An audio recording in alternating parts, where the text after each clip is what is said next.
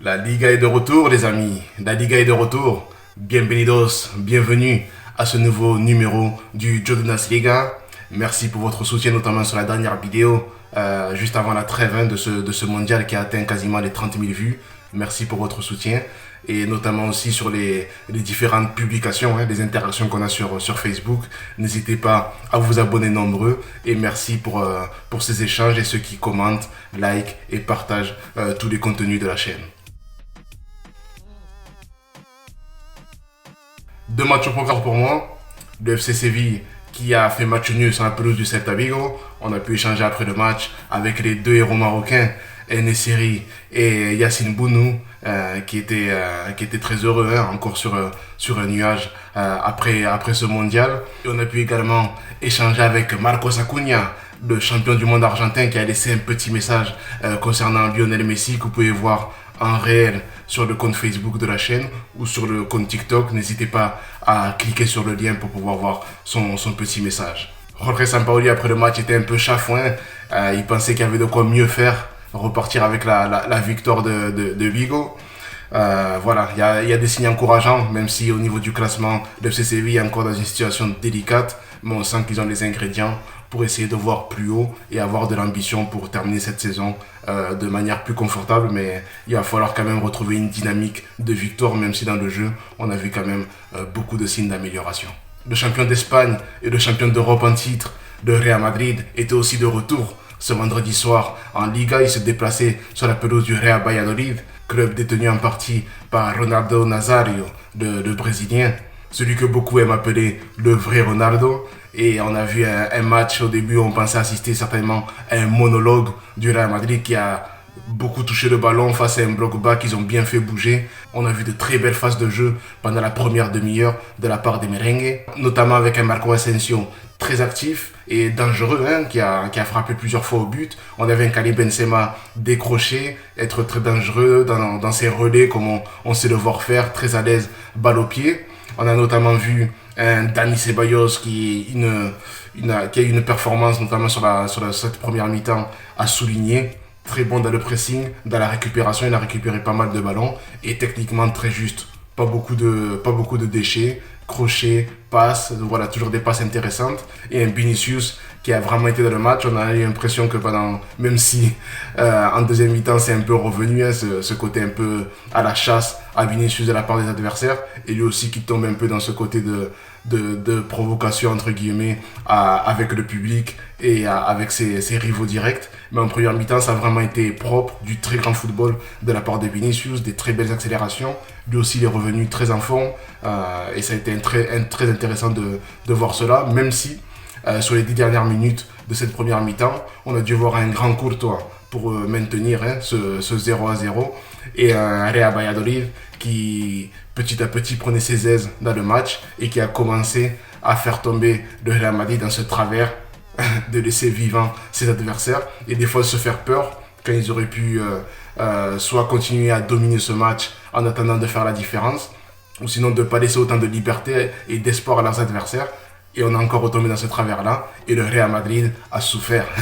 Notamment, ils ont dû avoir un Thibaut Courtois qui a dû sortir des arrêts de grande classe, de classe mondiale. Il fallait un très très grand gardien ce soir pour maintenir ce 0-0, avec notamment des regrets qui auraient pu être là.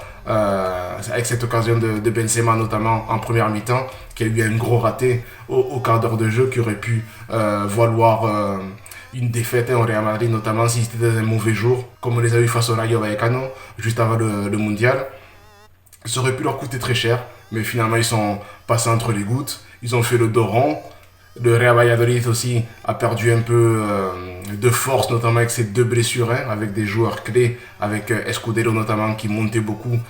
Très bon match du défenseur de Valladolid. Et Roque Mesa aussi ils se sont blessés à quelques minutes d'intervalle. Ça a fait perdre un peu d'intensité à l'équipe.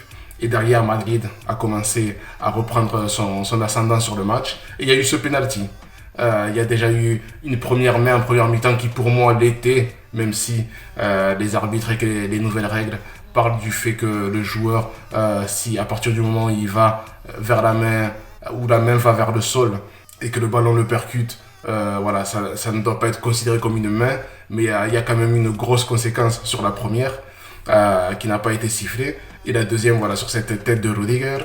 Voilà, c'est logique. Même si ça fait penser un peu à la main de Militao face à Séville, il y a 2 ou 3 ans quand le Madrid avait perdu la Ligue, hein, notamment, où il saute un peu de dos. Et Militao, c'était involontaire la façon dont il le faisait.